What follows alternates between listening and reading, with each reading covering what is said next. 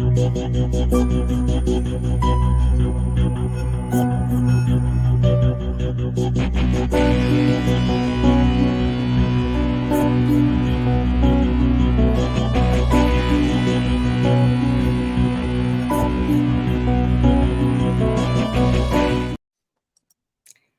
everybody. Welcome to the show tonight. Looks like we're the only ones here so far. Give everybody a couple of minutes to get in. Y'all say a little prayer for Sharon. She was under the weather tonight and couldn't make it. So we told her not to worry. I told her just take care of you. The rest will take care of itself. And but this is a really intriguing story that Amy sent me. And I started doing some research on it. And the more research I did, the more questions I had. And yes, in your lovely headdress, your Celtic headdress, which is beautiful. Very nice. Very nice. Mm-hmm. Yes. Now my hair is going down because it's driving me nuts. There you go. And yes. But yeah, this is just a really intriguing story. I mean, I know several people that are long haul truckers, you know, and that is not an easy job by any stretch of the imagination. It's very hard. It's very lonely. It's it's probably safer today than it was back then in the 80s and 90s, simply because everybody's got their cell phones on them and they've got their cab cameras and GPS units. And you know, back then there were no cell phones, there were no GPS units. I don't even think police cars had GPS units back then. No, they didn't have any. No, truckers. You know, truckers had their routes mapped out according to the truck stops where they would pull in, they'd fill up not just the gas in their truck, but they'd fill up their tummies and get something to eat and to drink and go to the bathroom, go jump in a shower. Most of those truck stops have showers for them to use so they could take a shower, and of course phones for them to call home, let their families or their bosses know where along the route they were and when to expect them at the next location. And they had CBs. Yeah, they had CB radios, and I mean, all the way back in the 70s. I don't remember what my handle was, but that was about the time that Smoking the Bandit came out, and then the song Convoy, sung by oh crap, I'm gonna go blank now.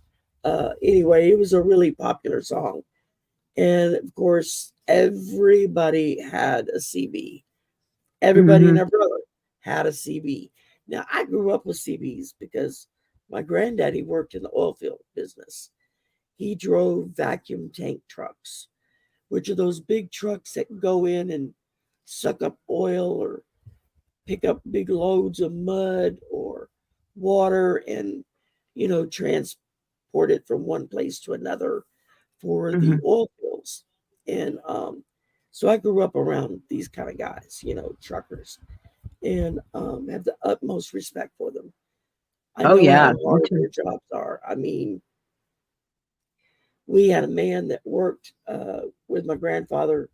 He was one of the mechanics that worked in the shop, and he forgot to take his wedding band off one day when he was working on an engine in the shop, and he had his hands down into the engine. Somebody came around from the backside of the truck, didn't see him working in the front, but went to crank it to see if they could hear what the sound was. It caught his ring, it ripped off his finger. He literally duct taped it and kept on working. He duct taped and kept on working until he finished doing what he needed to do. And he was more upset because he couldn't find his wedding ring. And I only know about it because my grandfather talked about it and was like, yeah, we were out there under the trunk in pools of blood trying to find his wedding ring because we knew how important it was to him. And they found it. They did find it. And of course, they took him to the emergency room, and he got his. They didn't replace the finger; it was gone. There was no replacing it. But they sewed it up, and he got all bandaged up. He was back at work the next day. And that's the kind of men these men are that work in the trucking company. They are probably some of the strongest, toughest, most kind-hearted people I have ever known in my life, and speak from personal experience. So, just from the kind of men that I got to be around when I was a kid, because that's what my grandfather did. So when you gave me this story at first, I was like, yeah, okay, that's interesting. And then I watched the video that Mr. Ballen put out. And I watched the video and I was like, okay, you got my attention. What the hell? I started researching. I started going into, God, I must have found a dozen articles of more than just the two people he mentioned in the video, of those that saw this young man over the course of that weekend and the different things that he did and said and the way he acted. And so as I'm reading it, I'm thinking to myself, he has all of the classic symptoms of somebody having a diabetic coma of sorts. It's like when you don't get enough sleep, if you don't eat right, it will make your blood sugar go crazy. Whether if you're diabetic or not, it will F up your blood sugar. And it can literally affect your brain in such a way that you will hallucinate. You will see things that aren't there. You will hear things that aren't there. But then you have to look at the other side of that coin.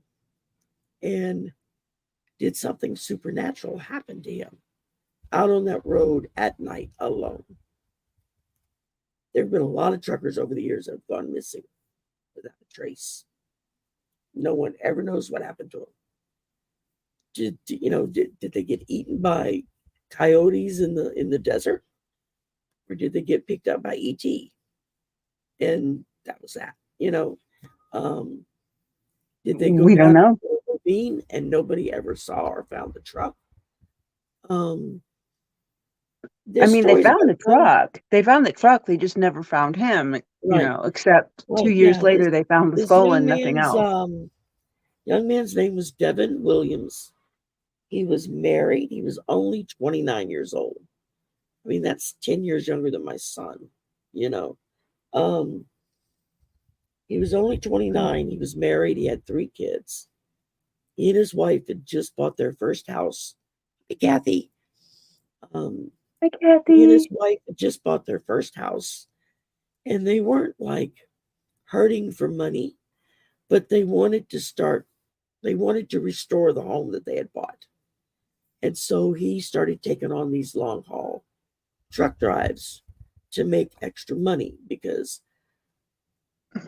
long haul trucking, as opposed to just regular trucking in your vicinity, pays very differently, especially back in the day. They paid really good bonuses if you did long haul trucking. And so he was doing those kind of jobs because they were trying to make extra money to do repairs to their house that they had bought. Right. But it wasn't like they weren't in debt. They weren't like overloaded with credit card debt or anything like that. He didn't gamble. He didn't drink. He didn't do drugs. He didn't smoke. Nope. Everybody said he was one of the cleanest guys they'd ever known. Hi, Amanda. And hi, Amanda. So it was just very odd that the whole story, as I read it, and like I said, I must have read a dozen articles on it that were out there of different interviews with the police that they did with people who saw this young man. So I'm getting really growly. Drink, Just to drink, sip, start. sip. That kind of just gives y'all a tease. So let's start at the beginning. Devin was a long haul trucker. He lived in Kansas, America's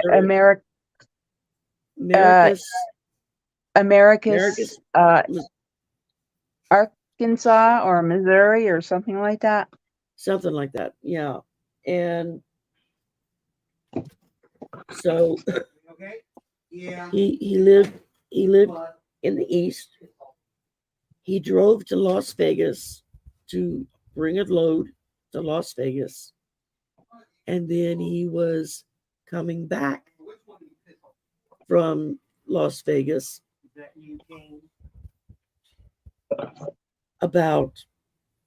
he was in Arizona, so he was maybe about a day and a half into his trip back, and he hadn't slept for several days. He was anxious to get home, and he pulled in at a near truck stop, Kingman, Arizona, which I know where that's at. He pulled into a truck stop to get some sleep, get something to eat, get some sleep, and then get up, because legally truckers, for so many hours they drive, they have to stop and sleep for X amount of hours. It's the law. Right. And so, and I'm going to put some pictures and stuff up again in a minute here. Amanda, hang tight. Yeah. So he stopped at Kingman, and he went, undid his bedroll in the back where they sleep, back behind the seats in the cab. And he tried to go to sleep, and he couldn't go to sleep. And he got angry, and he got angrier and angrier and angrier because he couldn't go to sleep. And he knew that if he didn't take a sleep break, then he would have to make a couple of more stops between Arizona and Missouri or Kansas or wherever it was he was making the drop off, that he would be required to take a couple of more stops instead of being able to drive straight through. So he called his boss, and this was on a Friday night. Yeah, no, it was on a Friday. Yeah. Saturday night. It was on a Saturday night. He called his boss. He told his boss, I can't sleep. I'm going to go ahead and hit the road. And I realize I'm going to have to take a couple of short breaks, but I will be there on time. Don't worry. His boss, he was one of his best drivers. Like I said, he never did drugs, never drank, didn't smoke, wasn't being chased by anyone. The guy was stand-up guy, one of his best truckers. The boss told him, no worries, do what you need to do. So he gets back in his truck and he heads out. On Sunday, I want to make sure I get this right. I wrote a bunch of notes. Monday. On Sunday morning, they're in Tonto National Forest Park, which is about 35 miles south of Kingman, of where he was at when he called his boss to say, I can't sleep, I'm just going to hit the road. That was like at 9-10 o'clock at night on the Saturday night. Sunday morning, two campers hear this noise. They unzip their tent, and they come out to see what's making this noise. And there was a dirt road that ran in front of where they were camped at. And they saw this big cloud of dust coming at them. And they're like, what the hell is this? And this 18-wheeler comes like flying by, according to them, like a bat out of hell, full speed, and just vroom right by. And they were like, oh my God, it's like, what the hell? I mean, not something you would expect to see. And so while they're sitting there talking to each other about it and laughing about it, saying, poor guy must have made a wrong turn and now he's lost, they hear the sound coming back at them again. And they turn And sure enough, here comes the smoke and the dirt and the dust. There goes the truck right by them a second time, going back the way it originally came in from. And so by this time, they're like, okay, this guy's going to hurt himself or seriously hurt somebody else as fast as he's going. These roads barely will fit a car, much less an 18-wheeler. And so while they're sitting there trying to figure out what can we do about it, they hear it coming back. Well, according to what the articles said, the road was like at a curve, okay? And so the truck was coming from this way, and they saw a sedan, a family sedan coming from the other way. But they were both coming from the far side of the curve.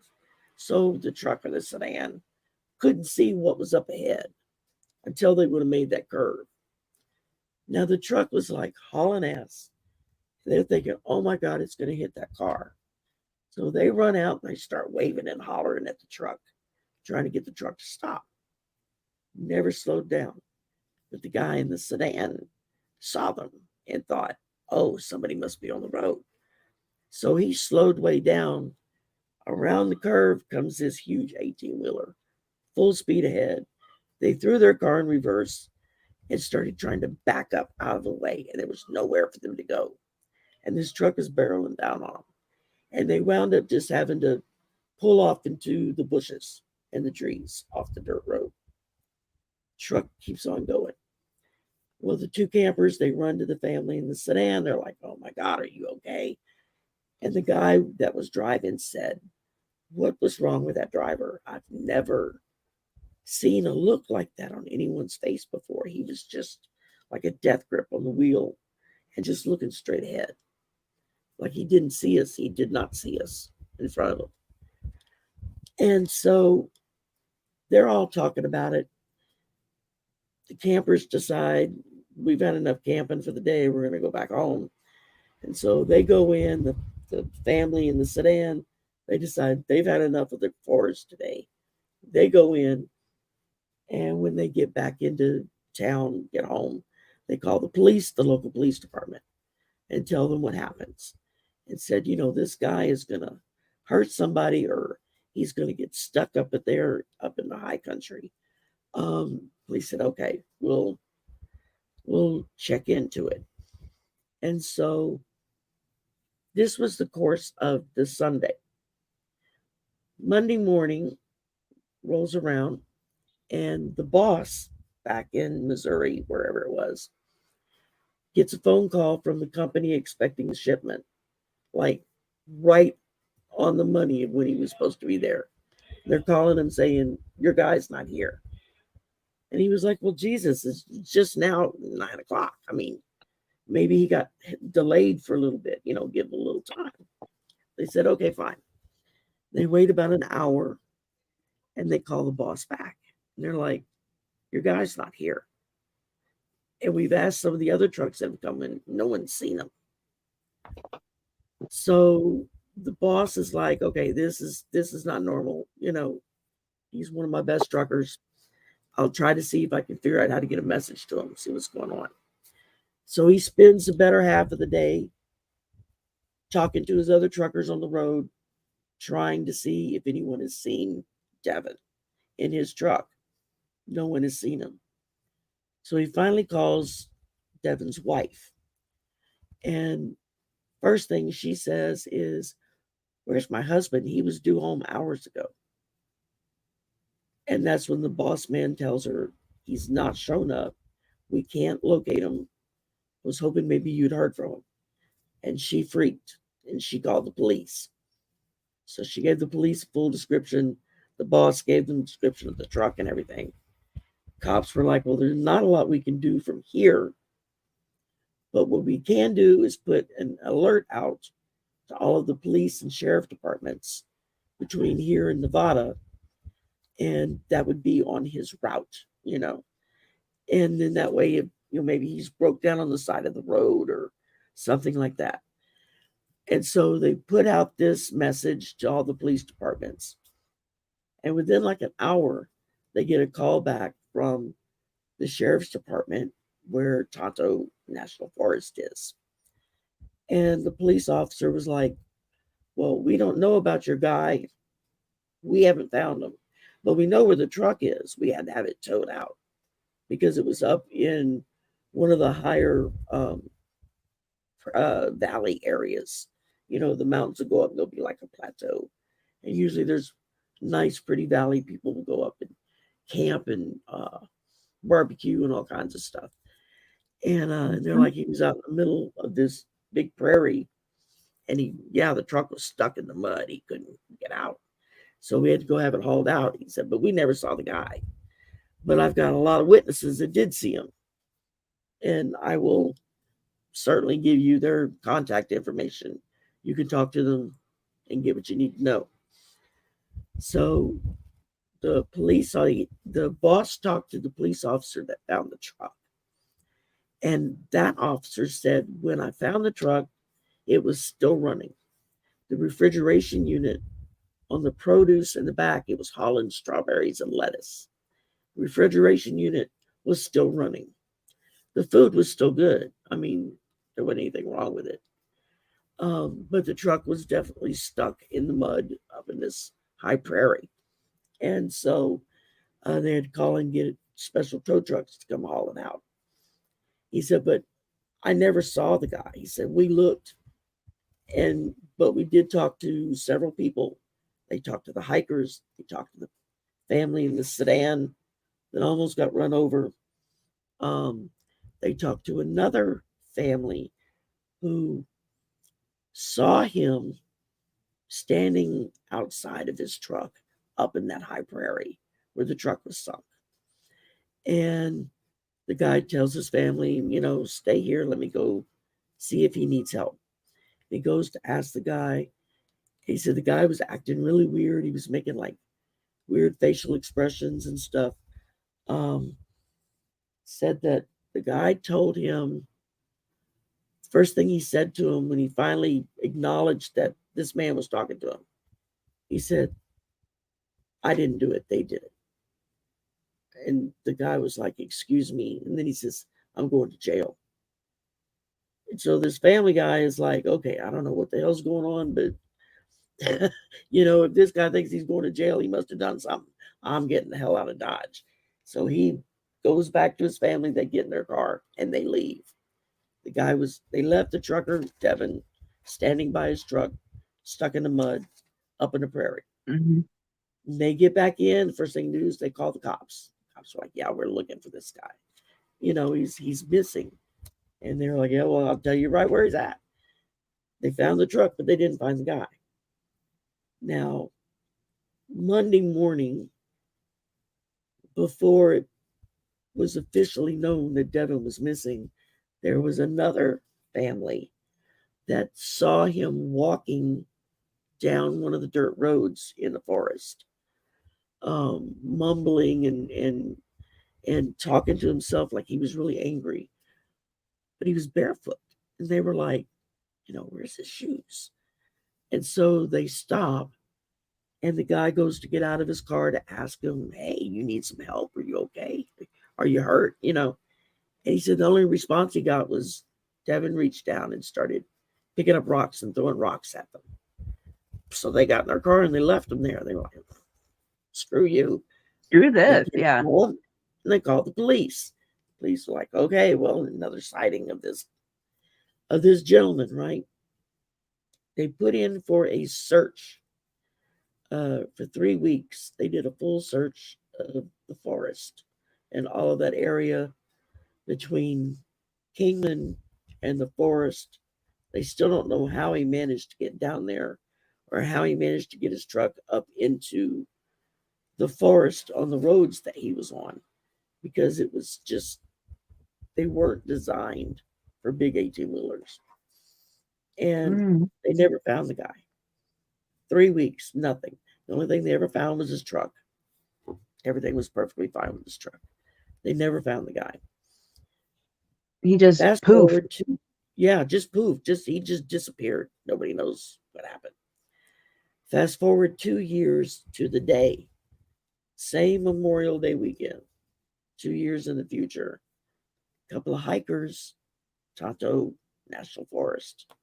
They're going up this hiking path, a very well-worn path. Everybody, there have been people on it all day long. They've been passing people all day. They were going up the trail.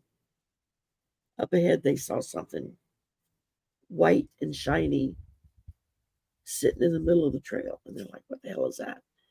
And they go walk up to it, and it was a skull, a human skull. Just the skull. No body, no nothing. It was, they said it looked like it had been bleached. It was bleached white. Perfectly intact. Nothing was missing on the skull. There weren't any bash-ins, nothing. Just a skull. And so they were like, kind of flipped out because they'd been passing people back and forth on this trail all day, and nobody had seen this thing. It was the same exact area that they had searched 2 years extensively. prior. Extensively searched, and nobody ever found anything. So they call the cops. Cops come. They get the skull. They do. I think that was before DNA was real prevalent. Yeah. It was very rare that they did a DNA test, but they did dental impressions. It was Devin, matched his dental impressions. Because evidently it's not just our fingerprints that are unique, but our dental bite is very unique. With or without teeth. Go figure that. So we know that this man, for whatever reason, couldn't sleep, hit the road to try to get home for Monday morning, and somewhere between Saturday night and Monday morning, he disappeared. Just nobody knows what happened to him. Nobody knows where he went. He lost his mind and disappeared. He talked about. Yeah, he completely disappeared. Nobody knows how he got from the truck route he was on to 30 miles south into this national park, and how he got his truck in there, because it was not an easy thing to do. And so, like I said, the more articles I read, the more intrigued I got.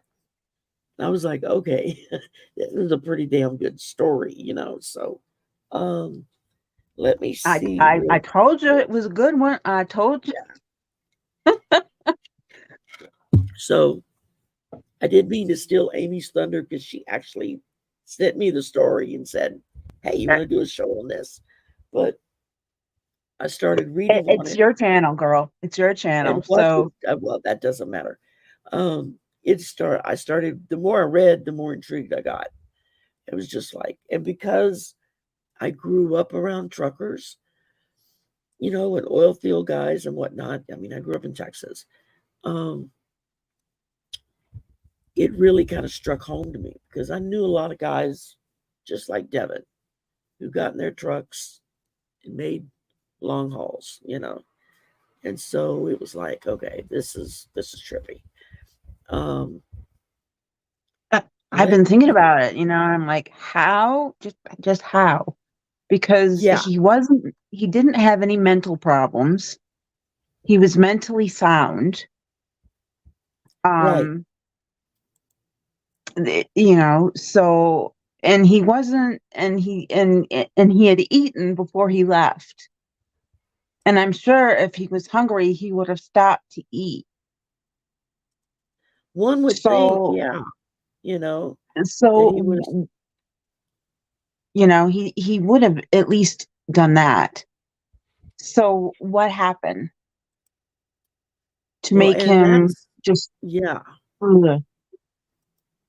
And that, therefore, is the crux of what went on, what we were reading on. And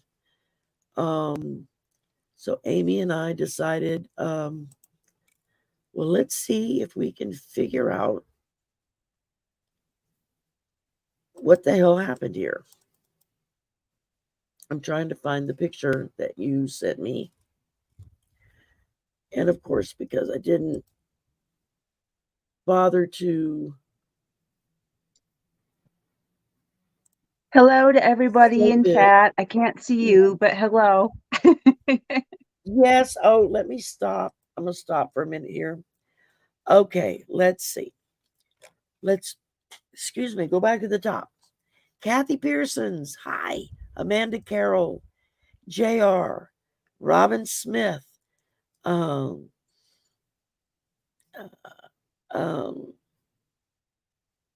let's see, Viviani, JR, Hello, everybody. Rondell is here, Michelle L is here, Shaw Woman, Sheila Inquisitive Tarot. Hi, Sheila. I haven't seen you in a while. Hello. And let's see. Oh, Miss Tarot D. Hi, my Hi, sweetie. Miss Tarot D. Hello, hello.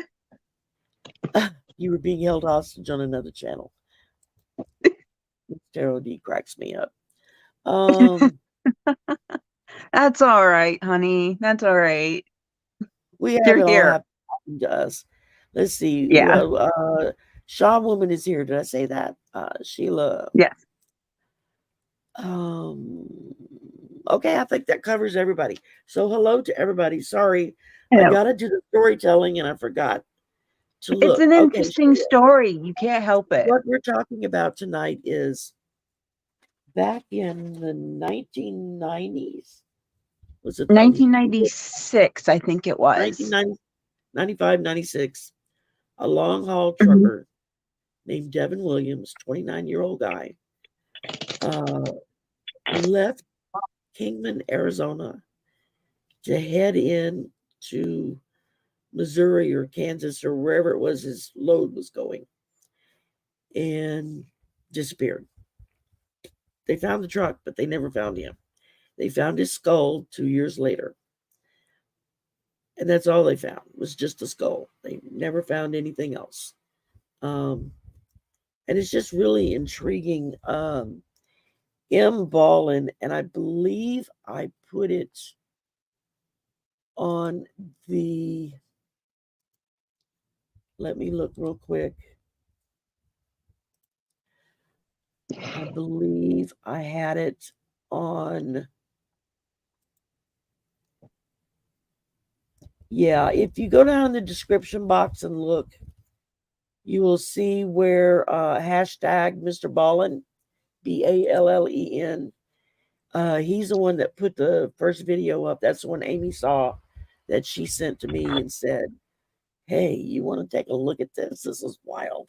And yeah, it's wild. It's wild. Yeah. It's Hi, wild. Andrea. So, let me so he's really good anyway. He does a lot of he does all scary kinds stuff. of wild stuff. So yeah, he does a little bit of everything, and he's a really good storyteller. Much better at it than I am. So oh, stop. No, I'm serious. Let's see. He also has a podcast that's here on YouTube. Yes. And yeah, I forget the name of the podcast. I think it's just Mr. Ballen. Yeah, it's just Mr. Ballen. Just Mr. Ballen. Okay, that's what I thought. Okay. Ballen, Mr. Ballen.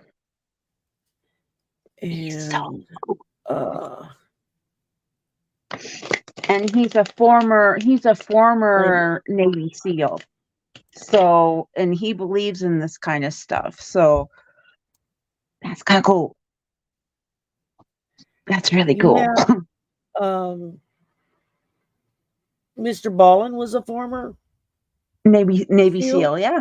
Oh wow, I didn't know that. Okay. Yeah, cool. His YouTube avatar is him as dressed up as a Navy SEAL.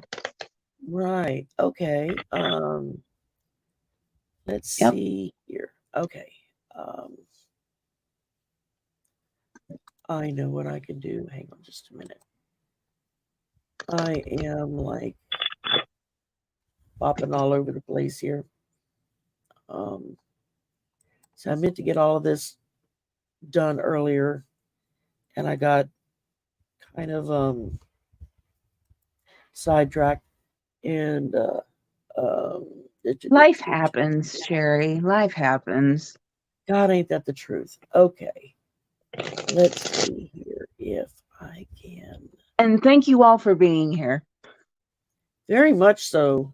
I do appreciate it. This kind of stuff is really fun, if you ask me.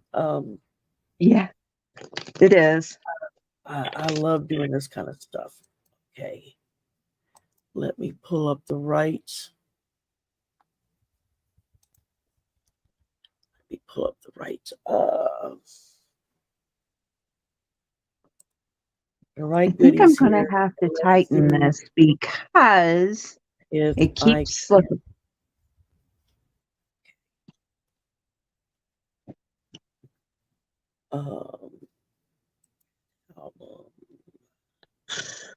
I'm starting to get hot. The spirits are coming to me because I'm starting to get hot.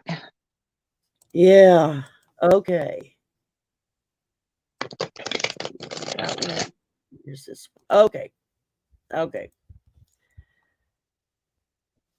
Y'all bear with me again for just another couple of seconds here while I. Oh, I need to get my. I'm going to do a share screen. I'm going to do a share screen real quick. And yeah, gives me time to get my fan, Sherry. Yeah. Go get your fan, darling. And okay, y'all bear with me. I know I'm still slow at some of this. Share screen. Okay. Okay. Share screen. I want to look at.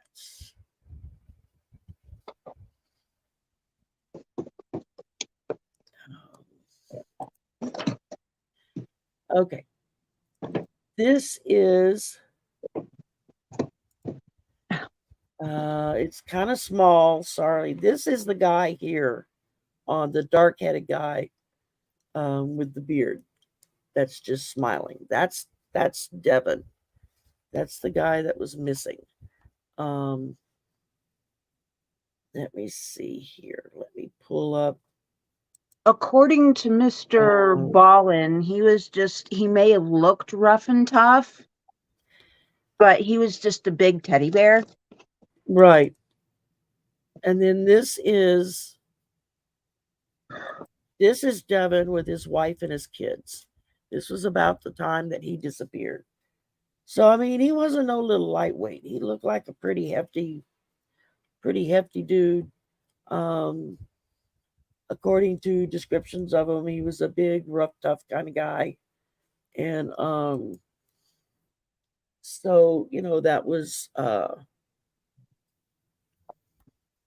just, so it made it kind of hard to think, well, how could somebody, jump Take this him guy out. or doing something? But like I said, he was right. He was driving erratically. Amanda put that up. I was saying that earlier. No, that's okay, Sheila. If you have more questions, go. I just feel free to ask. I just kind of jumped in and started telling the story as people were coming in. So some of y'all probably weren't here to hear all of it. Yes, Devin is the one that disappeared. He just he called, said he was going to go ahead and drive on in, and that was the last time his boss ever heard from him. So he was, like I said, he was 29 years old. He was married. He had 3 kids. He didn't drink. He didn't do drugs. Yeah, 3 small kids. He didn't drink. He didn't do drugs. He didn't smoke. He was a pretty straight-laced guy.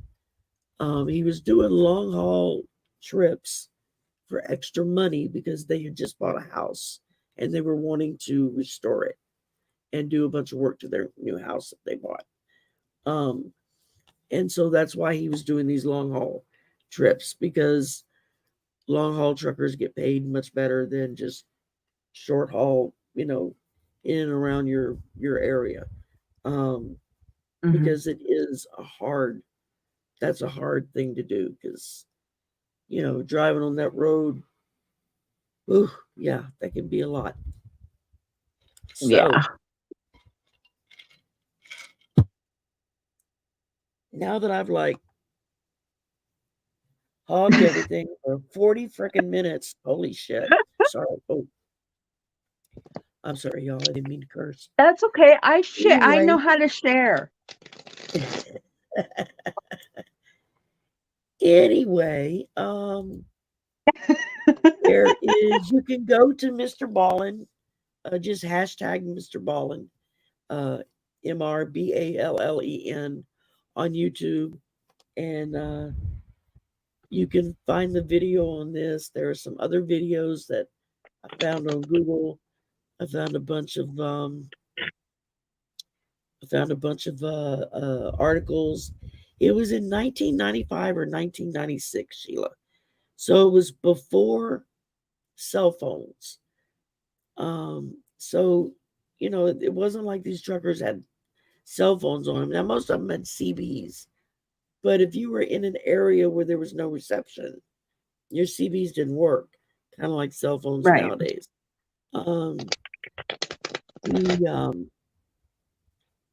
He had pulled into a truck stop in Kingman, Arizona, to take a sleep break. To take a tip, yeah. Yeah. And he couldn't go to sleep. And he just, nope. He got really, really frustrated, really angry because he couldn't go to sleep. So he finally gave up. He went and called his boss and said, I'm just going to hit the road and head on in, and I'll take a couple of short breaks between now and drop off Monday morning. That was on Saturday night. That was the last time his boss ever heard from him. No one knew that anything had happened to him until probably like Monday afternoon, once the report went out on the police channels, that they were looking for this guy. And the sheriff's department in Tonto National Park called back and said, yeah, this dude's been terrorizing campers in the park all weekend in his truck. And so therein starts the story. So yeah, that's the rub. He spoke to someone who had come up upon him and asked him if he needed help. Was he okay? And he turned around, and according to the guy that had approached him, he turned around and had like this weird look on his face. And at first he didn't talk. And then he said, it wasn't me. They did it. And the guy was like, excuse me? And he said, I'm going to jail. And that was his response. And so the guy was like freaking out at this point, going, I don't know what you did that's going to send you to jail, but I don't want no part of it. And he backed out of there. I'm down. Went and got his family, got in the car, and they left. That was the last time, one of the last times anybody actually saw Devin. At some point on Sunday, or Monday morning, whenever it was, another family saw him walking through the park barefoot. And they were thinking, oh my God, he must be hurt. Maybe he had an accident. And they stopped to ask if he needed help. And he started throwing rocks at them. And so they just got in their car and they left. They got into town. They called the sheriff. Said, you got a crazy dude in the park, And so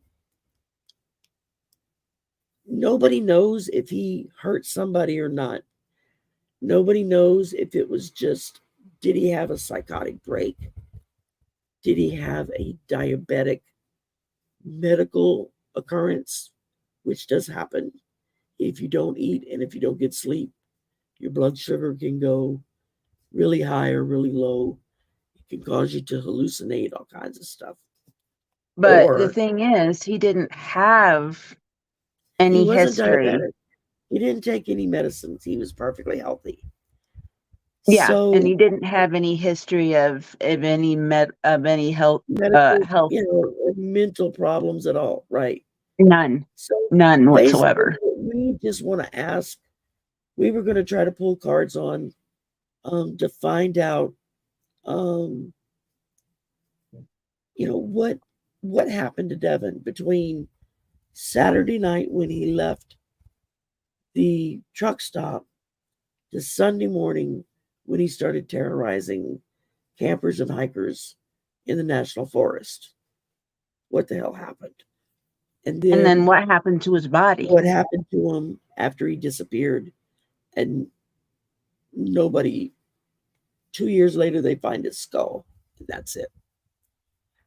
So, Michelle has a really good question here. You know, could he have picked up a hitchhiker or stopped to help someone? That's very possible and very plausible. Because, yeah. Especially back in the day, truckers were well known for, you know, if they saw for doing that, yeah, anything out of the ordinary, they would stop to offer assistance. Like I said, I grew up with these kind of guys because my granddaddy, you know, had a vacuum tank truck business in the oil field. So I was around a lot of truckers growing up. You know, nice, sweet guys, but they're tough and rough. And let's see. As far as we know, Sheila, he never hurt anyone. Yeah, as far as we know, no, he didn't. Yeah, as far as we know, there was no evidence when the police found his truck. There was no evidence of foul play inside the truck. No, it was perfectly fine, clean. Everything was clean. Everything looked put in its place. The back of the truck, once they got it open, like I said, the refrigeration unit was still on and running. So the food that was in the back of the truck was still good. He was hauling strawberries and lettuce. And so they found the truck in Tonto National Forest in southern Arizona.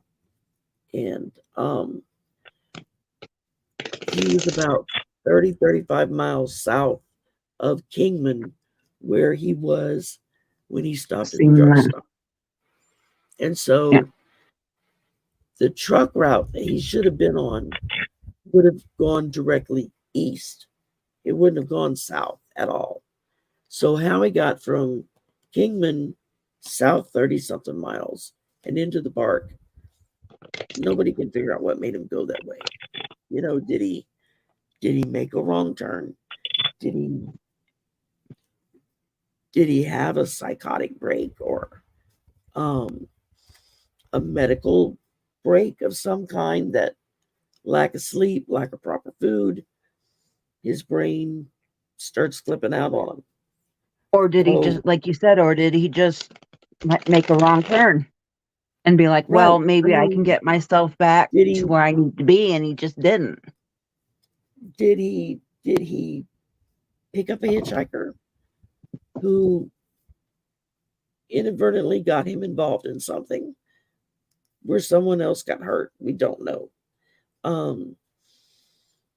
So I mean, they're just by Miss Tarot D. As far as we know, Amanda, there wasn't anything bothering him on the trip. He was wanting to hurry up and get home and be with his family. He was very much a family guy. He Shaw woman, exactly. The CBs. I mean, back in the 70s when I was in high school, everybody had a freaking CB. And that was, you know, it's kind of like cell phones are today. Everybody's got one in their hand. Mm-hmm. But back then, if you were in a car, truck, anything along those lines, especially if you worked where you traveled, you had a CB because just in case. So there are just He disappeared. It was either 1995 or 1996. I don't remember what year it was. I was trying to see if I wrote it down, and I didn't write the year down. But it was like in the mid to late 90s. And then it was 2 years later that they found his skull.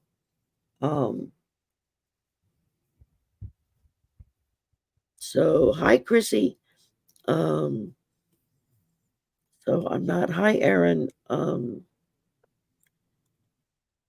So if y'all have any other questions, I had a few questions that we were going to throw cards on to see, like, did he die of natural causes, or did something, or someone do something to him that caused him to die, and why did it take 2 years for his skull to appear in a well-traveled area, exactly where they searched for him and never found anything.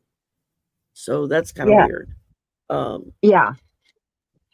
I mean, they searched and searched and searched and searched for 3 weeks and couldn't find anything. Yeah, they did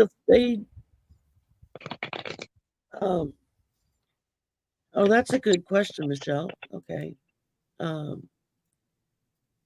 See if anyone slipped him something which made him trip out. That's very, very possible. True. Yeah.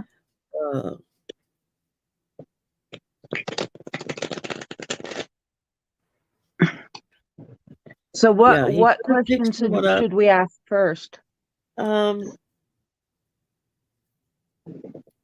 Let's see. Let's start with did Devin have anyone with him that, like, did he pick someone up and maybe that's why he went off his regular route? He was going to bring them home or something. Okay. Did he pick anyone up, like a hitchhiker? Yeah. Did he pick up like a hitchhiker, or maybe somebody broke down on the side of the road, and he picked somebody up to see if he could help them. Okay. So, it could have been just a hitchhiker, could have been somebody broke down, could have been somebody laying in wait for someone to come and get them. True. There's all kinds of sick puppies. I'll ask if he picked up a hitchhiker or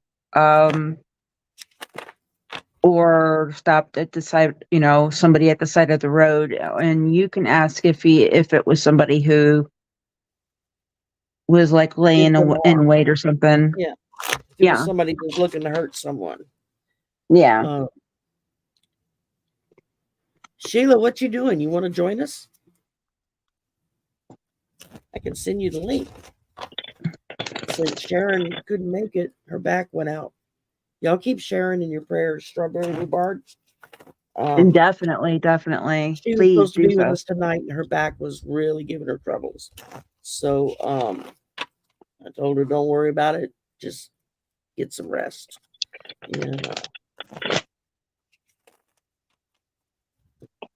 So.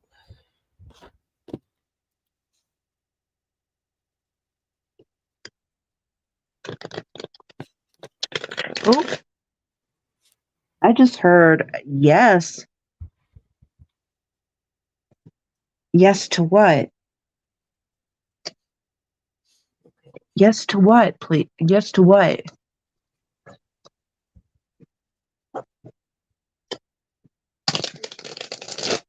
I may have to go back to my regular tarot cards because, damn, these are hard to read.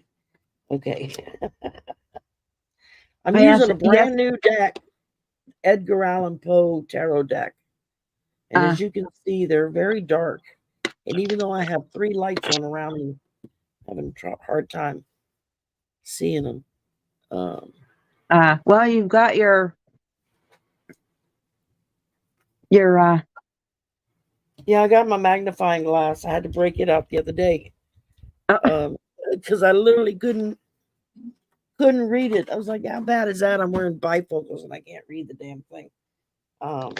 I wear that. I wear them too, and I can't read things half the time. It's dark. Okay. I So,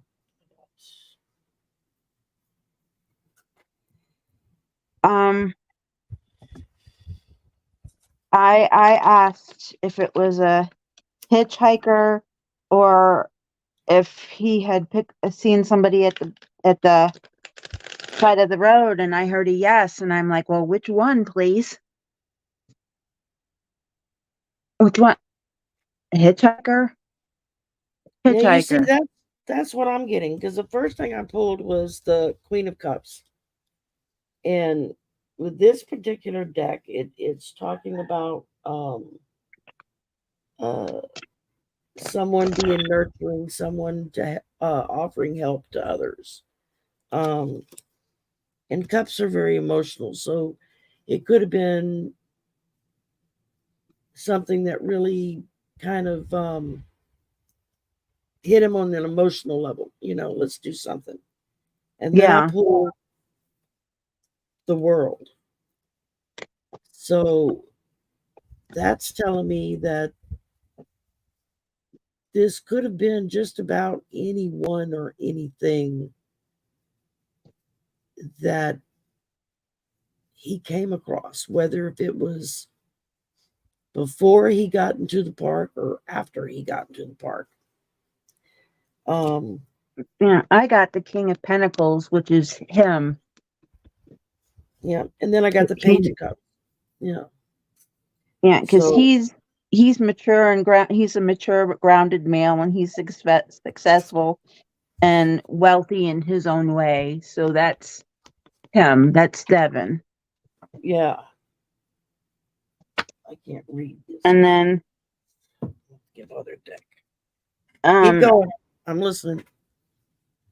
and then I got Judgment because he was homesick. It says he's homesick. There's homesickness in it, and he was homesick. He wanted to get home. Yeah. And it says snap judgments. So maybe he made a snap judgment about picking somebody up, because I had asked about where to go or picking somebody up, because I had asked my guides. I said, did he pick somebody up or did he stop? And they said he picked up a hitchhiker. So maybe he made a snap judgment about picking this person up. And then I got the Page of Cups, which is he shows love and comfort and kindness. He was, that's what he was. He showed love and comfort and kindness, uh, and that was him. So when he saw somebody who needed if he saw somebody who needed to be picked up, he's like, yeah, sure. You need to go somewhere? Sure. I'll pick you up. Where do you need to go? Yeah, that's just, that's part of what I was kind of picking up on is I had to switch to my other tarot deck. I can't read that one. It's too dark. Maybe if I was sitting in bright sunlight, I could see it.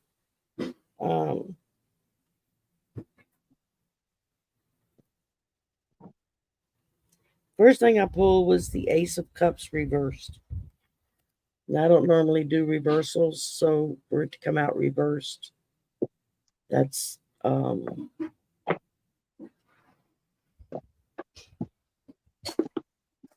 it says here emptiness, intuition, repressed emotions for the Ace of Cups reversed. So yes, Amanda, the part about him gripping the steering wheel when he almost did a head-on collision with the family in the sedan. and they were backing up to get out of the way. And they wound up just having to pull off the road into the bushes. Right. And when the other campers got to them to find out if they were okay, the man in the sedan, his first response was, "Did you see his face? He never saw us." That he was just gripping the wheel and staring straight ahead, but it was like he never saw the car in front of him. There was no notice or recognition that there was something in front of him. Whatever he was seeing was not what everyone else was seeing, so to speak.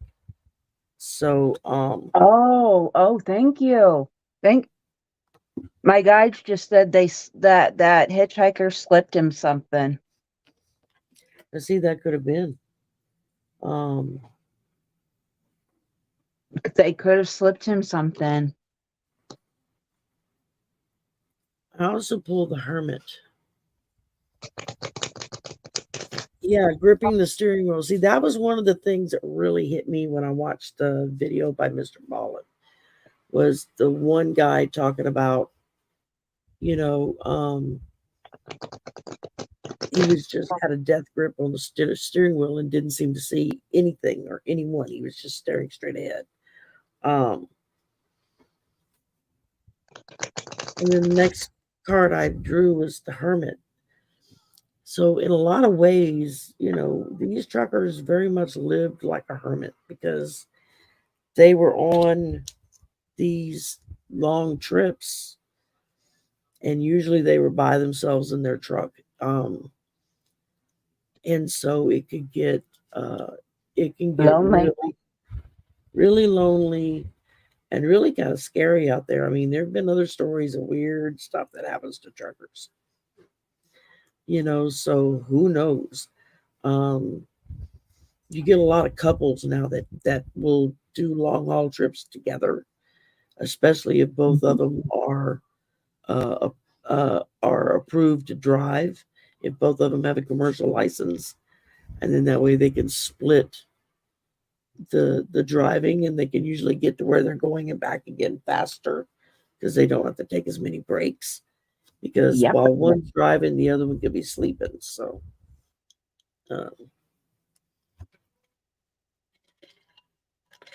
You done? Go ahead, Amy. Yeah, and I pulled a card from my Earth Wisdom deck. I wanted to ask them what they thought. And they said, yeah, he was I pulled the nurturing card. Nurture. And that's what he was. He liked to nurture people. Yeah, and he was an admitted family man, very devoted to his wife, to his kids. This wasn't some cowboy out looking for a good time every weekend. This was a guy that his life revolved around his family. And so if he saw that hitchhiker and they were trying to get somewhere, he'd be like, "Oh, I gotta help him." Or especially if he saw somebody broke down on the side of the road, that would have got his attention faster, because even back then there was still a lot of don't pick up hitchhikers, be careful who you let into your car, that kind of thing. Oh yeah, well yeah, if the car was broke down, he'd be like, "Come on, I'll get you somewhere." Could it be dangerous for the trucker and who they pick up? Could be dangerous for the hitchhiker and who they get in that truck with, because who's to say that the person driving the truck wasn't, an axe murderer or something? It's been known to happen. Right. But by all accounts, by all of the personal accounts from the people that knew him, he was a sweet guy. He was devoted to his family. He was a hard worker, and he didn't like doing the long haul trucking because it took him away from his family for too long. But they were trying to, like I said, they were trying to get that extra money to work on the Mm-hmm. house they just bought. Because I'm assuming it was an older house that needed some upgrades. Yeah, it was so, a fixer upper. yeah, and that was yeah, and I mean, and if you have the means to make a little extra money and you can fix it yourself, a lot of people will do that as opposed to going into deeper debt, and that kind of thing. So it seems to be coming about that he either picked someone up or and they and slipped him a Mickey. they either slipped him something or whoever it was he was taking them to, he like bit off more than he could chew. I mean, this wasn't a little guy. This was a big, brawny guy. So, if somebody to do anything to hurt him, they would definitely have to incapacitate him in some sense. Yeah, 'cause he didn't like hurting people, but if he had to Yeah. defend himself, he would. I'm sure. Yeah. It's too damn hot, y'all. Excuse me. Girl. We've got Get your fan. Forecasted temps for the week is between 115 and 120 Oh, girl, get your fan. in Louisiana with 80 to 90% humidity. Don't you have a fan?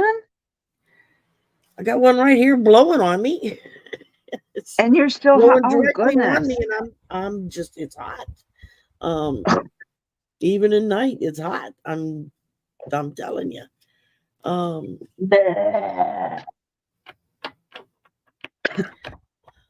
don't think he was really worried, Amanda, as much as he was just, he didn't like being on the long hauls, and he wanted to get home and be with his kids. And with his kids, yeah. He was he was a soft heart. Yeah. Loved his kids. So yeah, I don't see him as him being worried as much as I see or from everything I got off of it, because when I started watching things and reading things, I started picking up a lot of stuff. And the biggest thing I kept getting was that it was just something not normal that happened. Now, whether if that was somebody slipped him drugs or was there an ET that,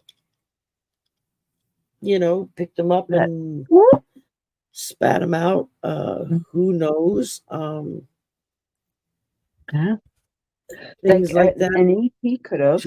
I mean, he could have witnessed something on the side of the road. If he had stopped to help somebody, he could have witnessed someone getting killed or hurt, or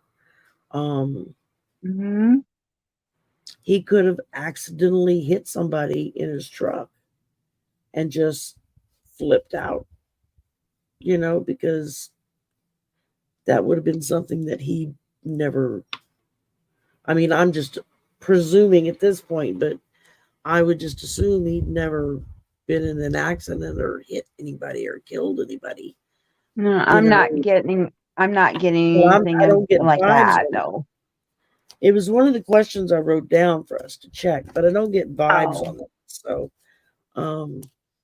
okay, what question do you want me to do? Do you want us to do next? Let's see. Let's go with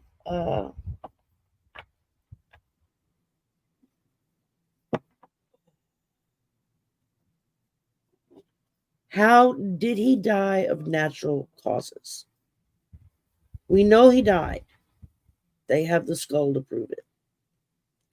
I just heard no. No, what? No, he didn't die of natural No, he causes? didn't. No, he didn't. I just heard no, he didn't. Let's see if the cards. Well, and it's just like how, I guess my follow-up question to that would be, if it's not, if he didn't die from natural causes, then why did it take 2 years For them to for find. his skull to appear?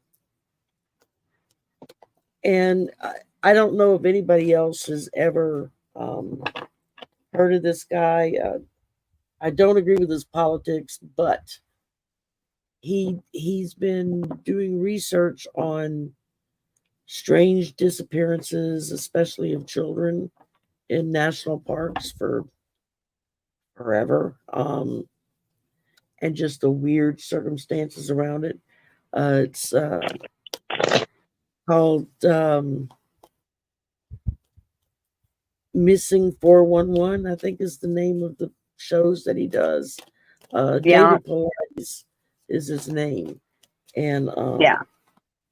and I tell you, he's done some research on some strange stuff, you know, like to the point where it's like I don't even want to go in a national park anymore. It's like Me neither. It's like, no. And if I do, I'm staying right with who I'm with. yeah, well, there's people that have disappeared staying in with a group, you know, and okay. So what did I say the question was? Shit. Um Well, you asked if he died of natural causes, and I immediately heard no, okay, a you very heard strong no. And then we're like, well, if he didn't die of natural causes, then how did he die? wow, okay. First thing I pulled was the Emperor, followed by Justice, Oh, followed by the Queen of Pentacles. oh, Boom, boom, boom. Um, yeah. hey, I am.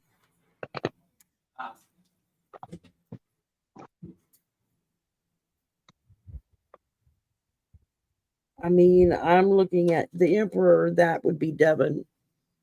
Very much a right, father figure. Very much kind of the leader of his home, of his family. He did what he had to do to take care of them to the best of his ability. right. And then I pulled Justice. So does that mean justice for him or justice to him? And I guess what I mean by that is if he accidentally hurt somebody and that like is what snapped in his brain and he just lost it. Clarifier? I had the Queen of Pentacles. So yeah, let me check with the oracles here.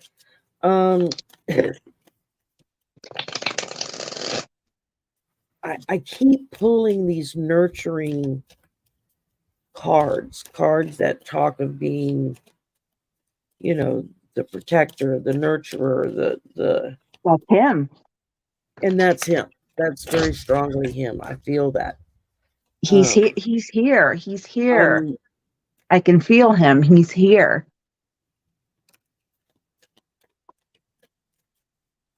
That's why it keeps popping up.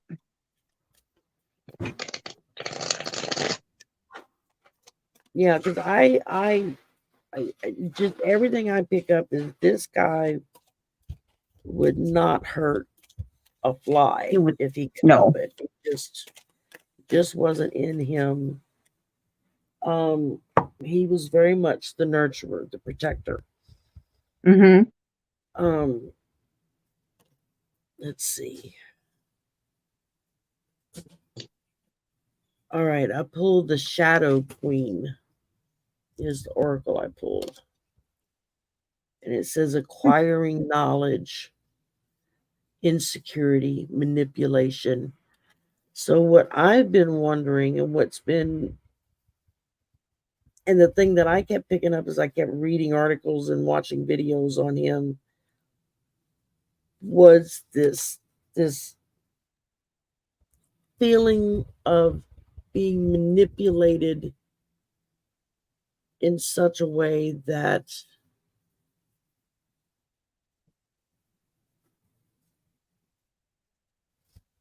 he felt he had no other way to get around whatever the situation was. Yes, Michelle, they had a 3-week search party in the park, in the forest, national forest for him. They had, the dogs, the whole shebang, out there for 3 weeks before they finally called it and stopped searching. Very possible, Amanda, someone could have lured him into danger. That's one of the things that I keep picking up is that, again, that manipulation of being manipulated into a position of either what he's doing or what he was involved in was not something normal for him. No. And yeah, Robin, that's one of my other questions was, why did it take 2 years for them to find his skull? And it was and just only the skull. Nothing else. There no clothings, no shoes, no personal items, no rest of the body, just the skull. That's all they found. And they looked for that body, and for the bones. They looked. They found it on a well-traveled hiking path in the same national forest park on a trail path that was heavily used, and the guys that found it said it was just sitting in the middle of the trail, and they had been passing people all day coming and going. So why it's did like nobody it was just like boop, somebody it's like something placed it there. Boop, here you go.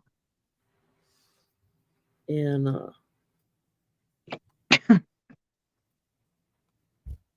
right, and we don't know if he was murdered or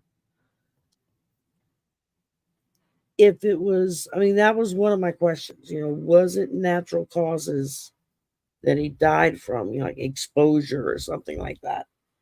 And I kept hearing no. Amy keeps hearing no. So that makes me think, okay, if that's not what caused his death, then what did cause his death? Yes, Robin, a good point that you made there. Even an accident, they would have found more than just the skull. Other stuff other than just his skull. His bleached out, clean looking skull. Perfect. No teeth missing. No bashes or anything on it. No teeth marks like he'd been eaten by an animal, because they're going to leave marks on the bone with their teeth if they're chowing down on you. Yep. And the cards that I pulled on the question, the cards that I got were the King of Wands.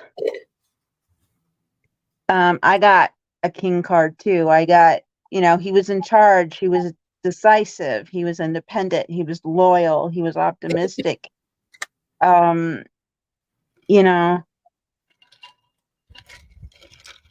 he was inspiring to others to and create an achievement. I mean, that was him. He was the King of Wands. I pulled that. Another nurturing card. You know what I'm saying? We keep pulling all these nurturing cards. Yeah. But then I pulled Eyes of Beauty. I pulled that one. Yeah, but then clarity, looking for clarity. I pulled the I High Lady of Love and Compassion. More nurturing. Yeah, but then I pulled the Four of Wands reversed, which is unhappy families, postponed or canceled reunions, leaving home a pause to relax. This is his family because they want to know what happened to him. Oh, I'm sure his wife and kids would give anything just for that final closure. Okay, yeah, they found his skull. They were able to probably have a funeral and officially, deal with it in that way, but that's never going to be closed for them because there's no They don't know. there's no explanation for what happened. And But then yeah. But then I got one of the worst cards you can get. I got the Ten of Swords. I got, backstabbing, betrayal, enemies, bad mouthing, bitterness. You know, something bad happened to him. Something bad. Bad, bad, bad. Something bad. Maybe. Yeah, so it's like, now there's a thought. Skull was placed where it was as a warning to someone else. But who were they warning and why? And it's like,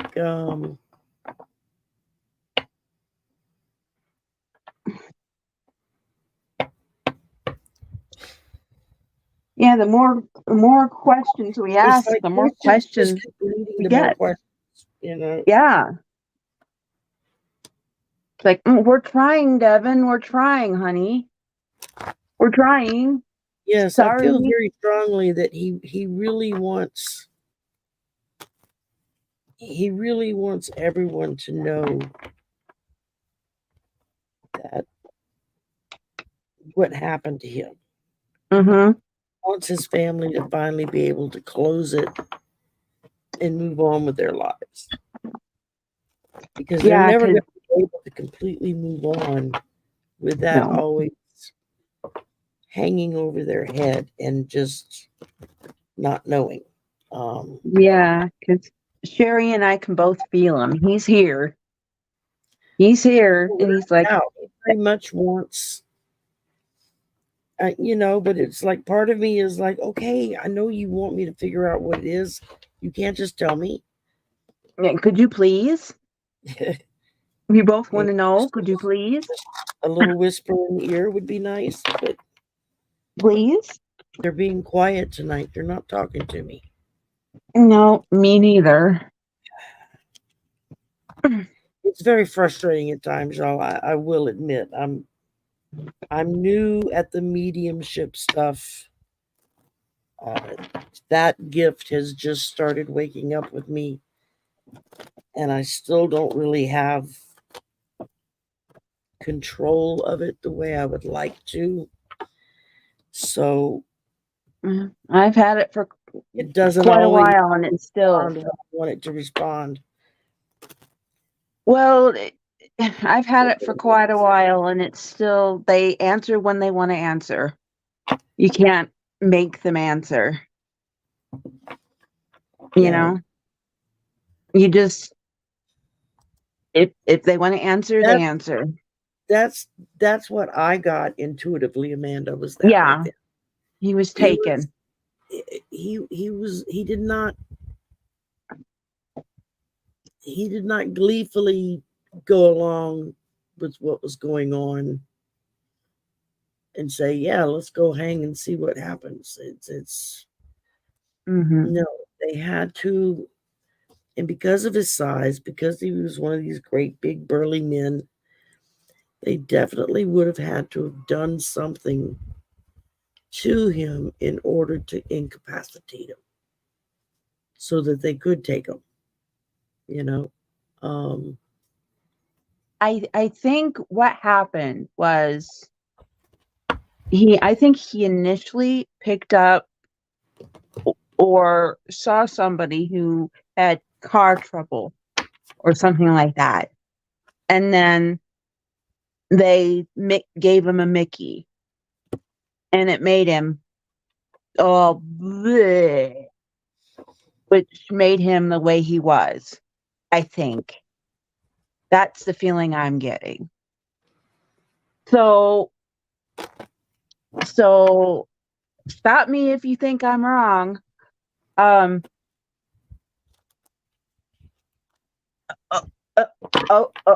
okay. He's going, keep going. So apparently I'm right, or something like that. And then then he started doing all that crazy crap, right? So, and then they saw them in the field, and then they saw him walking, and then he threw the stones because he was still high or whatever on the Mickey. Because apparently it was a really strong Mickey that can make you.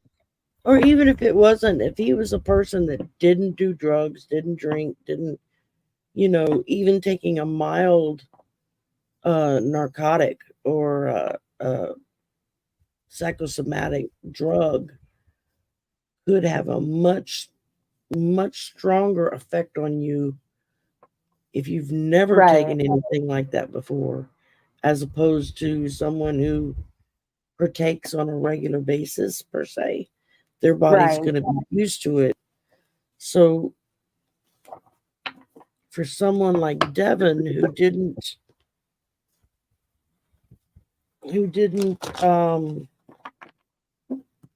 do any of the illegal stuff, Right. even a mild drug could have really messed him up, and longer than normal, just simply because he wasn't used to it. I mean, the first time you take a narcotic of any kind, you're going to have a much different reaction to it than someone who takes narcotics several times a day, True. But the thing is, though, after that last sighting of him walking down the road, nobody ever saw him again. Right. Yeah. He just completely disappeared. He just vanished. He completely vanished. So who or what took him? I think that's what we need to concentrate on next is who or what took him. Was it a person that like knocked him out and then just dragged him away and then kept him or whatever? Or was it that they said in mrballen's thing, was he actually like whoop? Or did he by ETs, or did he just get step into like a another dimension somewhere and just like step through like a Miss Doctor Strange hole dimension hole and just whoop, disappear? I mean, what? You know what I mean? Yeah, Robin has a good point too. He could have come across some illegal growing taking place in the park. Because back in the 90s, growing weed or anything like that was still a big time federal offense. It wasn't a slap on the wrist. It was years in prison. Right. And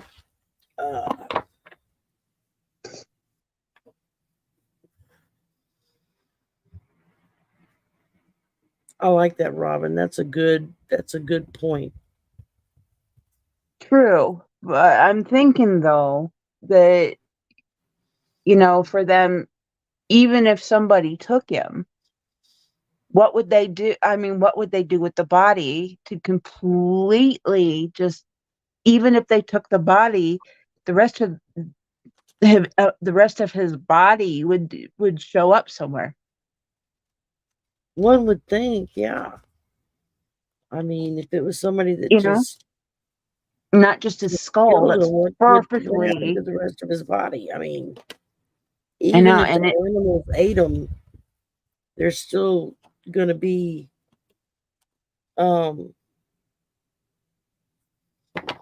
there's going to be some kind of telltale sign that he was eaten by an animal, Yeah, did he step through like a portal and then it just like 2 years later it decided just to spit out his perfect skull? Or I've heard weirder actually happening. Another good point. It could have been an altercation that went wrong. Did the ETs take him and then 2 years later just go boop here? That could have happened. You never know what ETs do. And again, I pulled another card, the Empress. Again, she keeps coming up. Oh, Devin, honey, we're trying. Let's see. Michelle brings up a good point. Did his killers feel guilty or remorseful after all these years and decide to place that skull where it could be found? Yeah, but where's the rest of them? Yeah. Where's the rest of them? They've looked everywhere, not just the forest. They've looked everywhere.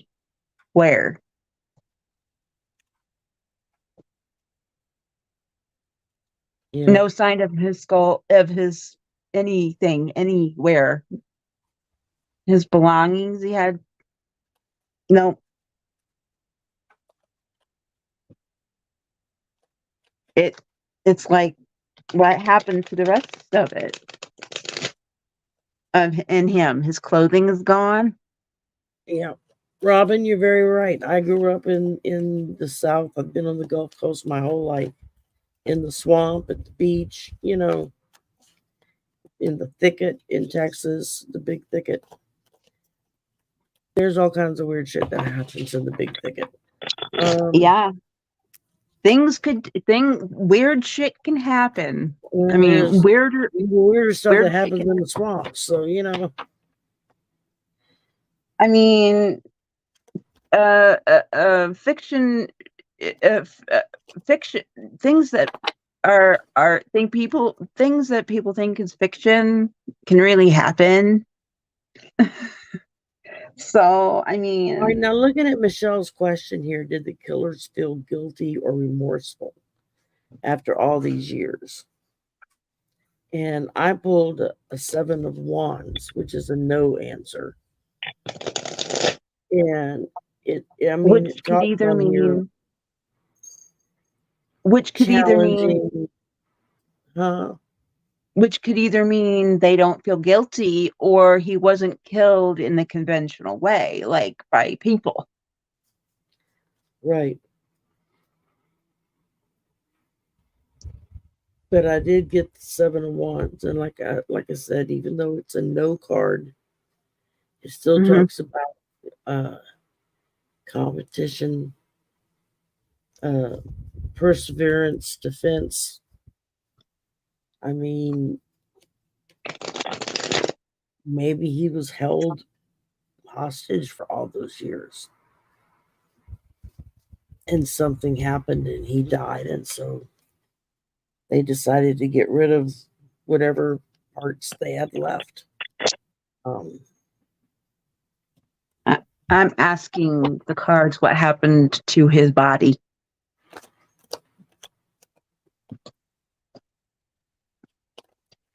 But no, Michelle, I'm getting a strong no that they don't feel guilty at all. Huh? Michelle had asked if maybe the killers felt guilty and that's why they left the skull. But when I pulled cards on it, I got a no. Good night, Yeah. Sheila. Night, Sheila. Thanks for coming. It's either they don't feel guilty or he didn't get killed in the conventional way, like by people. That's the only thing I can think of.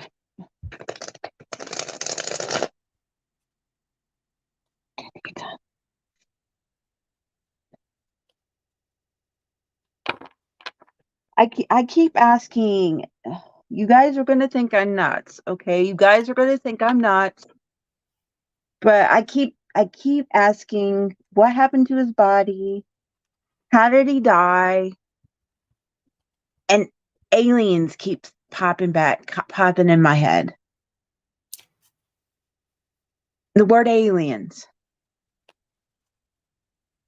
Yeah, are they friendly or are they not friendly? I mean, was it an accident or was it done on purpose?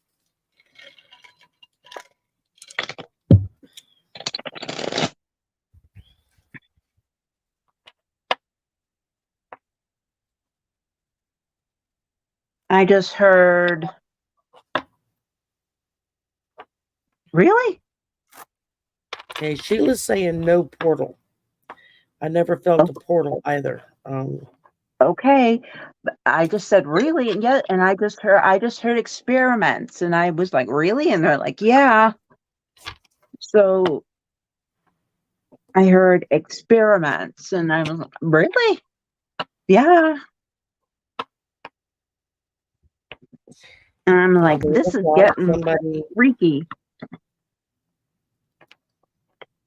I mean, there's all kinds of strange people in this world. Freaky. They really wanted to take what? Really? Yeah, they keep saying yeah. I'm like, okay. I gotta go with what I'm being told, y'all. Right, Sherry? Well, that's it. It's just strange enough that all of the normal reasonings of what could have happened just doesn't fit. It's like, somebody will say, well, maybe it's 1, 2, 3, and you're like, well, I went down that path and I got to 1 and I got to 2, but 3 was like completely shot it out of the stratosphere. So, okay, that didn't work.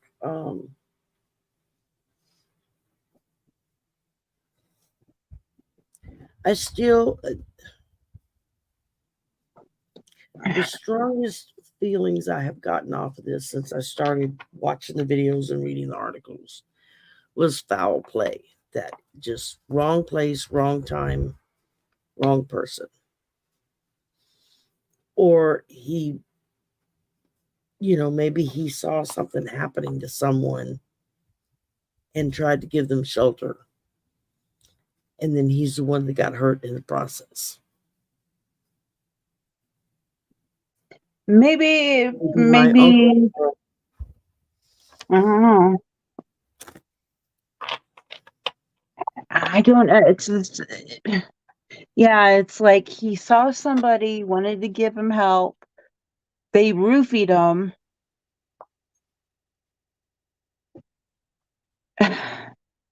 And then maybe as he was like in the forest, maybe the aliens came around and were like, well, we're going to help you.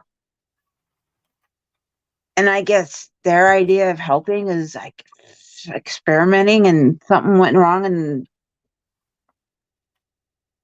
he died. Yeah, I don't pick up anything that far out there, but But I asked him, I said, really? I And they're like, do yeah. I do get the feeling that it was something out of the ordinary that got him But I gone. don't know. I don't that's what I kept hearing. I was like, I was like pushing I was pushing it out of my head. And I was like, no. And then every time I was asking, that word just kept popping back in my head. Yeah. I was like, no. So I don't know. So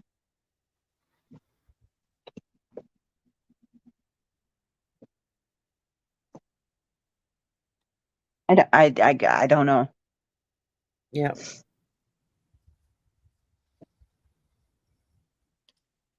Now, one of the oracles I pulled says sacred union, partnership, romance. Um, I don't see romance in this mix, but I do feel like whether if he was a willing partner or if he was tricked into doing something. And the more I've tried to read on it, the more I keep feeling like it was just a situation where he was not in control and could not get control back in order to get away from whatever happened. So whether if it was some really evil people that decided to F with him, or whether if it was an ET or another dimension or something like that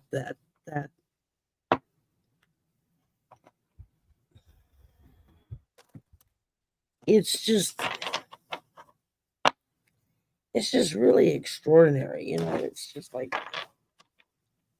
and I know I've read on over the years on several really weird and wild topics. We've done a couple ourselves, me, on other people. So it's like I don't want to put trite words or shortcut words in lieu of a proper investigation. Right. Now, I don't know at this point, at this stage in the game, if there's anything they can reasonably do.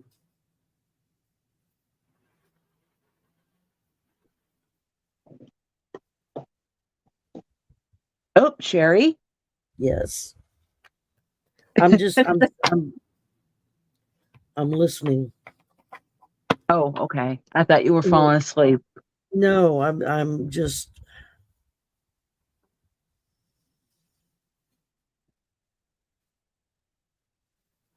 it's like I can hear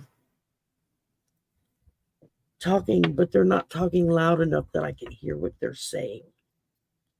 Usually they'll Okay. blow my eardrums out. It's like, you know, Yeah. uh, and for whatever reason, this time around, it's like whispers, Been there, done that. which makes me think whispers. Why whispers? Well, maybe because it's just something we're not meant to know yet. Maybe that's why Devin can't give us clearer answers to the questions that we're asking him. Okay. Yeah. Could it be that whoever or whatever was responsible for what happened to him has still not been apprehended yet? And so that's why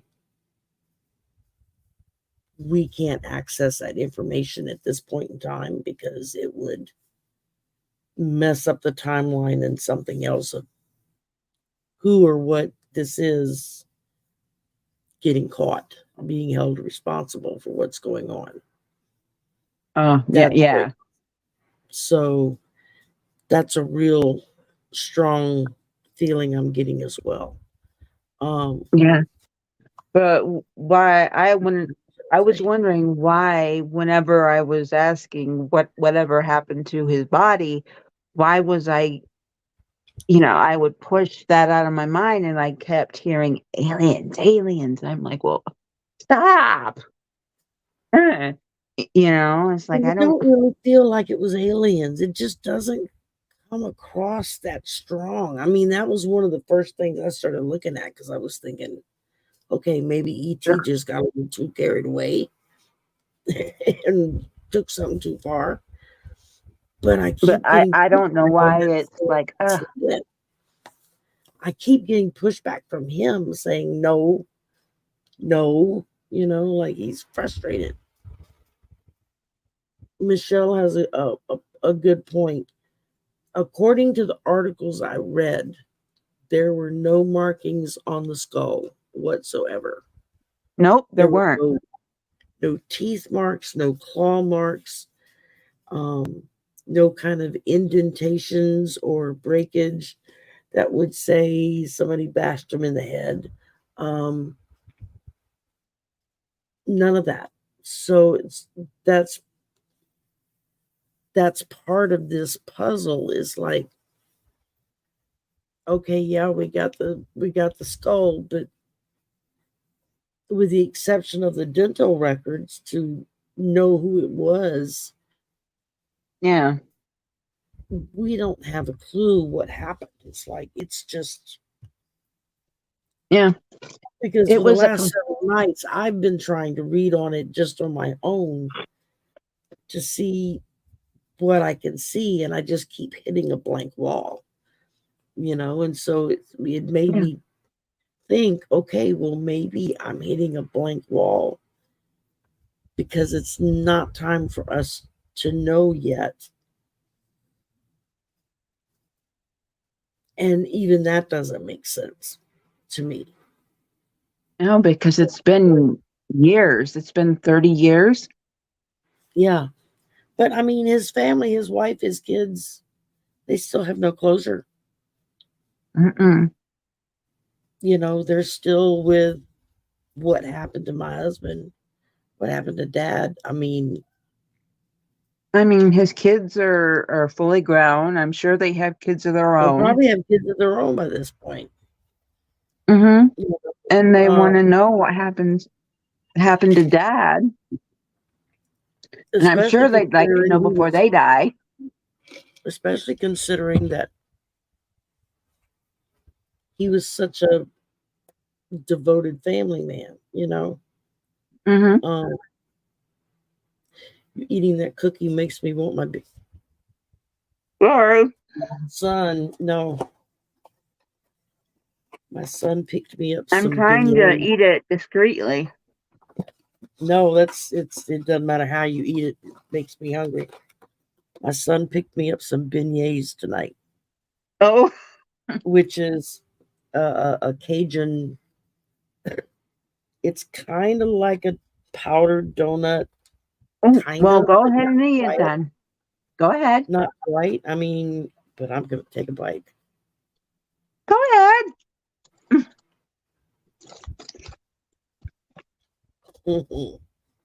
Very good. Yeah, I mean, they're probably in their 40s by now, and I'm sure. Well, let's say if the oldest one was, say, 10, in Yeah. 95, 05, 15. They would be getting close to 30. So if he's a dad, I'm sure they want to know what happened to their dad before they passed away. yeah, I mean, that's only fair, you know. I don't know if their mom's still alive, but if she is, I'm sure she wants to know what I think happened to her she is. husband. It seems like one of the articles, or at least she was like a few years ago, because one of the articles I read was like from 2018 or 2019, something like that. And somebody, for whatever reason, was doing research on stuff and Mm-hmm. went and I guess interviewed her about it. Yeah, Amanda, they did identify it as Devon's skull. The dental, they did a dental ID. His dental X-rays matched. Evidently, the way our Matt mouths are Stebbins. formed Yeah. and our bite ratio and all that is just as unique to us as a fingerprint.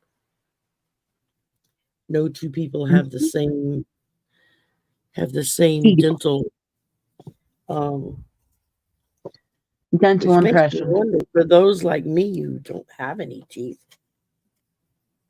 Mine's still in a jar at night.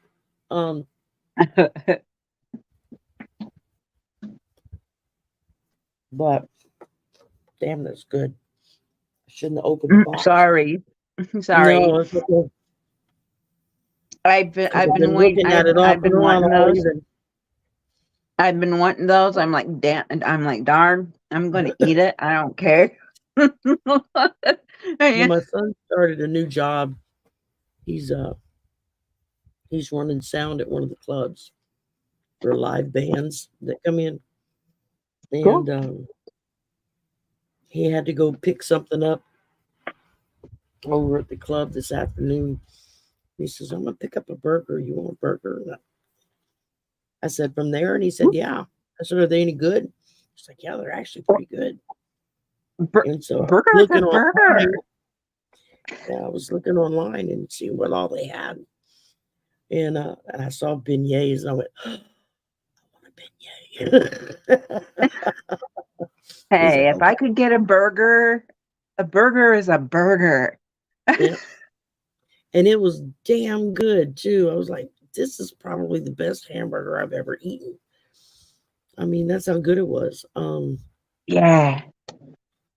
But I was gonna say, should we tell Sherry that, we've been what we've been discussing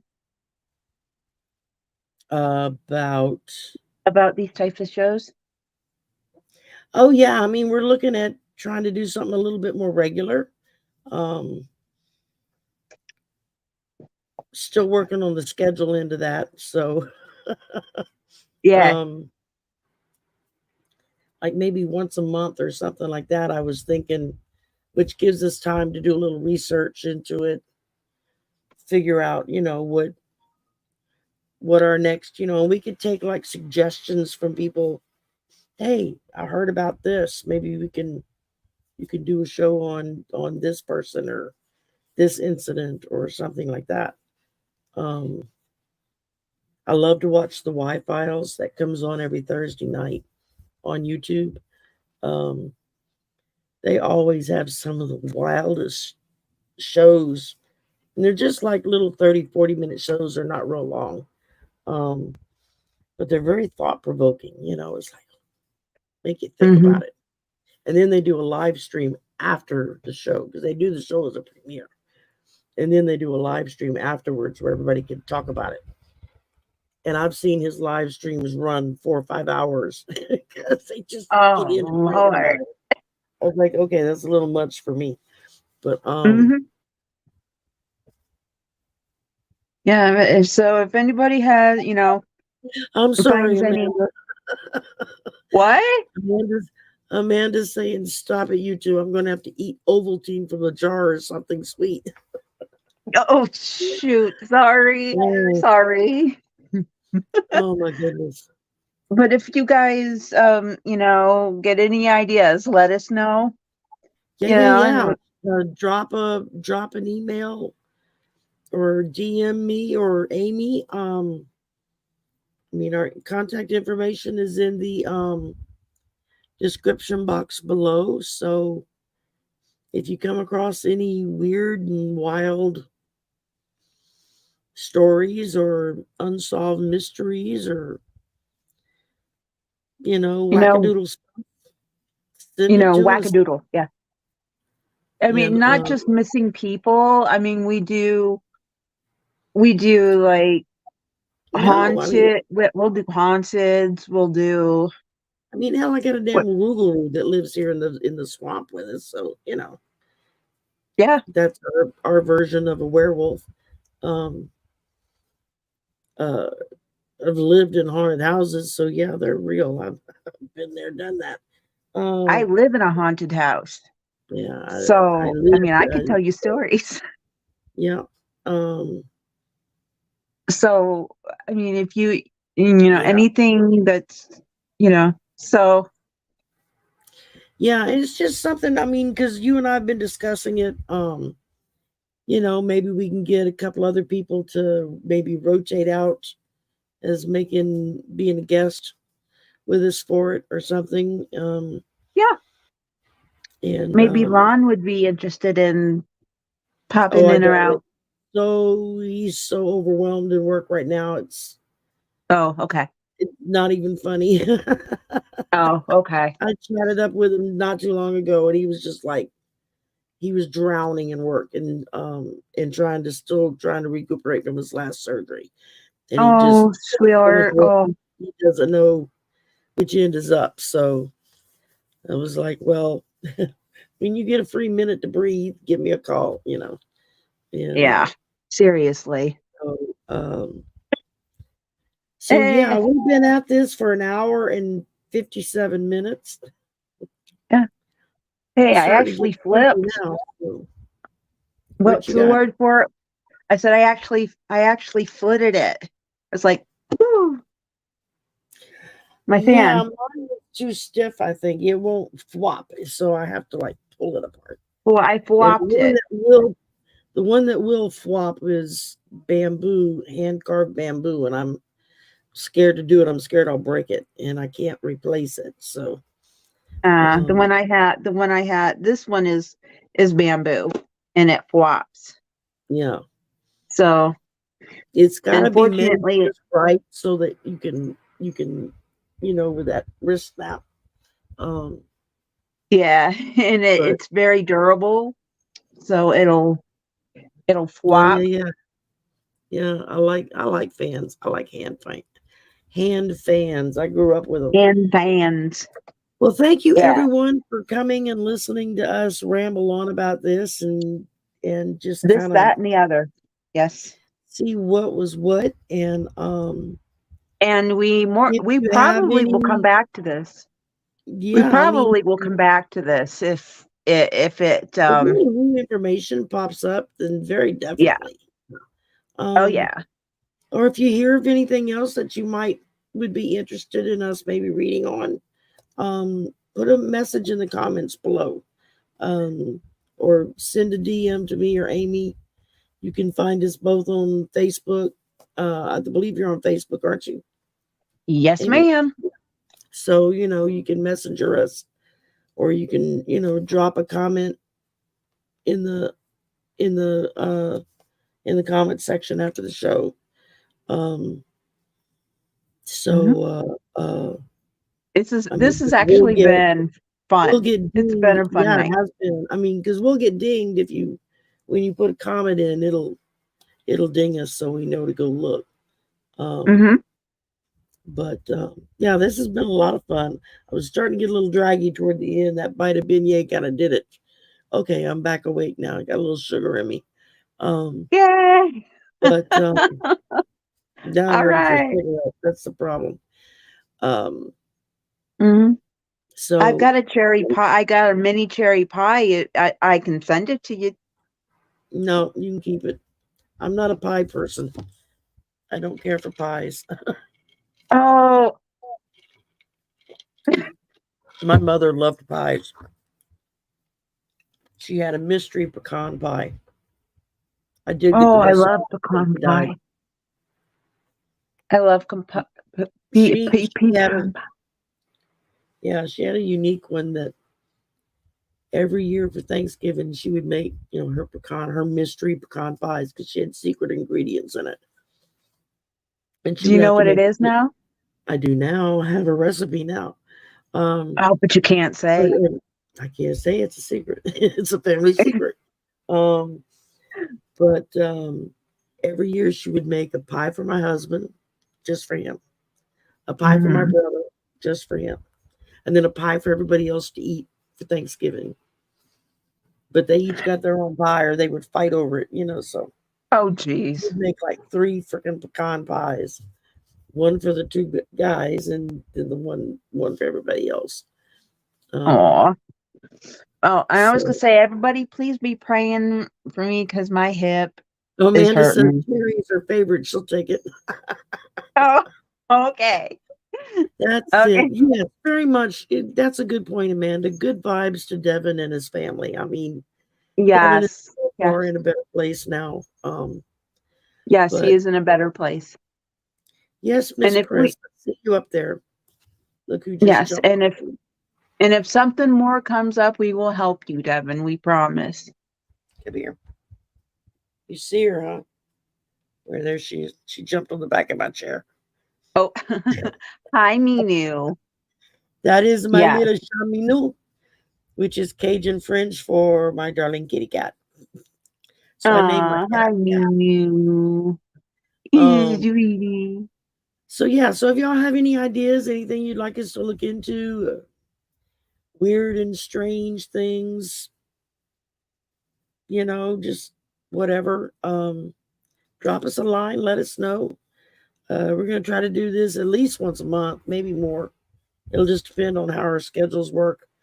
I've got several other things with irons in the fire, so I've got to figure out how my time's going to mesh because I'm getting ready to start memberships. I haven't done it Mm-hmm. yet because I'm still working out details. And I just started a Patreon page, although it's not public yet because I'm still working on it, trying to figure out what Yeah. I'm going to do. So um, Yeah. that takes a little bit of extra time. If you want people to pay to be a member or a Patreon member, then you got to deliver. So, um, That's true. and so all of that is kind of got a few other things percolating in my brain that me and Miss Terrell D spent like an hour on the phone yesterday talking over. I was using her as my sounding board for some stuff, and so that's what friends are for, right? Call them up and bug them. Okay, Amen. tell me what you think. Oh, So you can do that with me too, yes, I know that, but you weren't available at the time. Oh, Um, or well, you that's didn't true. answer the I phone. was live. Yeah. Yeah. Yeah, it's you were with Andre, or I think. Yeah, Um, I was with Andre. and I've got my second channelversary coming up at the end of the month. And so I'm going to do a little party on Labor Day on that Monday since I have the day off. Um, so it'll be like a week after the anniversary, but I figure maybe more people will be home that'll, be able to catch it. And I'm waiting on a delivery to come in because I bought all kinds of little Stuff is. kitschy stuff that do giveaways. I'm gonna do a bunch of giveaways and stuff. So make it a party, Yeah. and everybody's invited. I just haven't sent the email out yet because it's another thing that I haven't worked out the details on. Too many irons in the fire right now. Yeah. Oh, and before I forget, tomorrow on my channel, I've got a show. Busy Cool. weekend for me. Yeah. Busy, Where's busy my weekend. calendar? I've got a show. with David from Tarot by the Bay and David. Val, a Dragonfly Val, on my channel tomorrow at 8 p.m. I saw the ad for it because I clicked notification to notify me. And we are going to do something different. It's going to be tomorrow, and we're going to do. It's going to be a departure for me because my guides are like, you need to do some more political stuff. I was like, really? Okay. Well, I will be on with the Cool Crone tomorrow evening. Me, Gerald, Val. That's before. Yeah, it's Colleen, the Cool Crone, Cleo the Seer, Gerald from Tarot Stash, Val from Dragonfly Crystals, me, Deanne from Deanne Show Maiden, and Kevin Loving Vibration is going to join us as a special guest tomorrow night. So we got an email just before we came on. Colleen said, I must be getting crazy. Look at all these people coming. I'm like, we're going to have fun. Oh, yeah. So all we do for polytarology is politics. That's all the show covers. And so, you never know what's going to happen next. And our show is going to be nothing but politics tomorrow there you at go. 8. Yeah. So, so bring your questions. Hey, if you want to be on the show tomorrow night, Sherry, I'll send you a link. If I'm still coherent, I'll let you know. So I may be unconscious by that point. Okay. All right, everybody. Thank you very much for coming and spending time with us. Thank you for dealing. Hi, Rondaroo. Thank you for listening to us babble along as we tried to figure this out. And maybe thank you so much. Maybe one day we'll actually find out what happened. So, I'd love to know because I want to help him out and his family. That would really be interesting. So, well, thank you. Y'all have yourself a lovely evening. Enjoy the rest of your weekend. And I will see y'all at a later date. Amy, stay put. Yep.